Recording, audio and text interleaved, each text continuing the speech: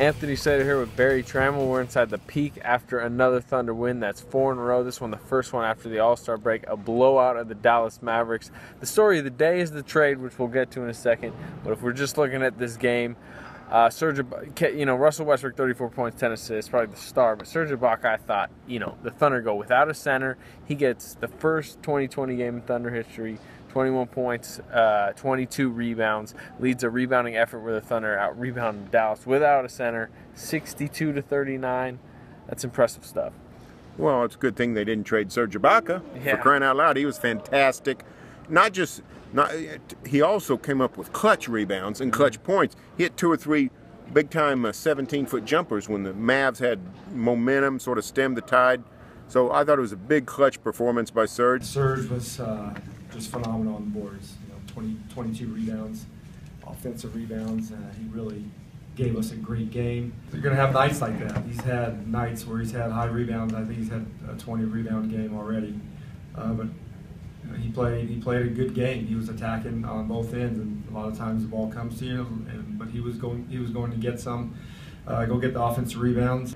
You know what's interesting to me is 4 years ago, mid-season trade that sort of rivals this one, when they brought in Kendrick Perkins, that was the liftoff for Serge Ibaka. That's when he went into the starting lineup. He became, while we saw he was going to be a good player, he became a better, a difference maker from that point on.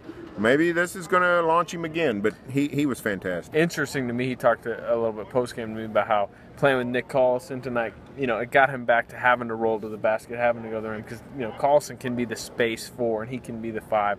So, I mean, it was kind of interesting, a throwback game for him a little bit, was hitting the mid-range, was getting to the rim. He shot 0 threes for only the second time all season. Which is kind of interesting. One worry coming out of this game, Kevin Durant again limping in the fourth quarter, really similar to, I thought, the Memphis game before the break, where he looked real good early, wasn't limping, but as the game progressed, it got worse and worse. In the fourth quarter, he was almost unplayable. He was, and, he didn't have a very good game. I think, did he finish 4 of 14? I think he started 3 of 3 and then finished 1 of 11, so 4 of 14. So not a good game for Durant. Be awful nice for him to be able to rest Kevin here at some point. Well, They got at Charlotte Saturday, Denver on Sunday, a couple of sort of going nowhere teams. Yeah. But on the other hand, you got new guys coming in. You want to implement them. So, yeah, Durant needs, he needs to get that ankle fixed. It's a concern, but Sam Presti said post game he's not at risk. It's not an injury; it's just soreness from the surgery. So we'll kind of monitor that going forward. But we talked about the trade. Let's kind of dive into it a little bit more. You got Enes Kanter, Steve Novak, DJ Augustine coming here, Kyle Singler also, and then obviously Kendrick Perkins, Reggie Jackson leaving town. Where do you kind of stand now that you've had a day to process this thing? I'm not as down on it as I was, when it hit me upside the head at 3 o'clock or 2 o'clock, whatever time it was. I still think the Thunder is going to miss Kendrick Perkins in the playoffs if they survive Golden State. Now, they're not going to miss him against the Warriors. You don't need Perkins against Golden State. But if they play a Memphis, a Clippers, a San Antonio, a Portland, just about anybody else, they could miss Kendrick Perkins. I think it's up to Steven Adams. That's what I wrote about tonight. Steven Adams is now, he goes from the Thunder's offensive center to the Thunder's defensive center. He's not going to be as good as Perkins, but if he can be a reasonable facsimile of Perkins, it's an excellent trade because Enes Kanter, very good offensive player. You talked about being able to roll to the basket for Serge. He's going to be able to do that when Kanter's on the field, on the court. So it's going to help the Thunder offense, no doubt about it, but it's going to hurt the defense. Steven Adams will determine to what extent it hurts the defense. Like with any trade, we're not really going to be able to judge this, obviously, until a year or two down the road, maybe even more.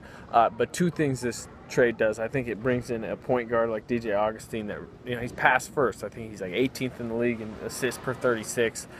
I think he's better than people think. And then number two, I think we really saw it today how much Reggie Jackson may have hurt this team's chemistry. They were pretty outspoken in slight ways today that, this is what he wanted. He wanted out. You can't force somebody to be here. I think losing Reggie Jackson while you lose a talent may help this team chemistry-wise. Well, I mean, Reggie tweeted crying tears of joy for leaving. There's probably some tears of joy over his departure in the Thunder locker room. No one really threw him under the bus, but people like Russell Westbrook showed certainly no emotion. You could tell the difference between Perk leaving and Reggie Jackson leaving was massive. You know, they already miss Perk. They feel his void already. You know, we're going to miss Perk. You know, Perk. I love Perk, and I love what he brought to our team. His teammates have a lot of respect for him. We do as an organization. But that's part of this business. That's the tough part. The tough part is for players, and it's the tough part for coaches. As a coach, this business is obviously you got to know your X and O's, but you got to have relationships. And he's going to be missed, but we're excited about the opportunities that we have ahead. They're going to carry a part of Perk with them. They're not carrying much of Reggie with them, and to me, it's a shame. I wish him well because he was a favorite of ours. I mean, we all liked Reggie. I mean, what is this? What was it? 8 months ago, he dropped 32 on game. He saves the series again at Memphis with that 32-point game to where we are now. I mean, it's an unbelievable thing, and I think it was mishandled a little bit by the organization and really mishandled by him. Both sides, yeah. You know, Scotty was probably rougher on Reggie than any other coach in his 7 years running this team. And you know that became that wore on Jackson, and it wore on the team that Jackson wasn't interested in a situation like this. You know, Enes Kanter out in Salt Lake is the guy that wanted to trade. So a guy that wanted to trade was traded for a guy that wanted to trade. But there's a difference. When you want to trade and you're winning, there's something wrong. And Barry, the lights have suddenly turned out in the peak, which was a little strange. But anyways, we were kind of wrapping up the trade talk overall. We'll see moving forward. But these 4 players are supposed to be in town tomorrow for a physical and maybe will play in Charlotte on Saturday. We'll see moving forward. But for the best undercover team anywhere, stay tuned to newsok.com and every day in the Oklahoma.